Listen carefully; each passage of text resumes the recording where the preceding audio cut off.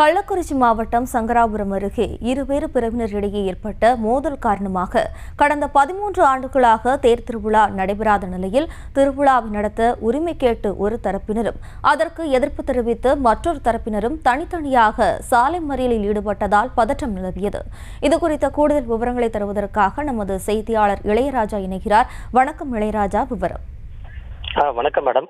கள்ளக்குறிச்சி மாவட்டம் சங்கராபுரம் அருகே உள்ள அரசம்பட்டு கிராமத்தில் இருவேறு பிரிவினரிடையே ஏற்பட்டு வரும் கருத்து மோதலால் 13 ஆண்டு காலமாக கோவில் தேர் திருவிழா நடைபெறாமல் இருந்து வந்த நிலையில் இன்று ஒரு பிரிவினர் கோவிலை புனரமைக்கும் பணியில் ஈடுபட்டனர்.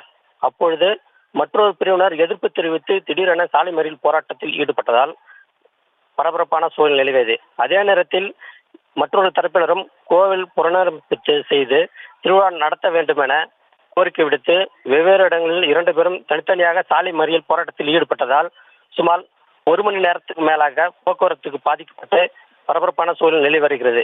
கோவில் திருவிழா நடத்த உரிமை கேட்டு சாலை மறியலில் ஈடுபட்டு வரும் 2 நபர்களும் வெவ்வேறு சமூகத்தினர் என்பதால் பரபரப்பான சூழல் நிலவி வருகிறது. செய்திகளை உடனுக்குடனும் துல்லியமாகவும் தெரிந்து கொள்ள சப்ஸ்கிரைப் பண்ணுங்க.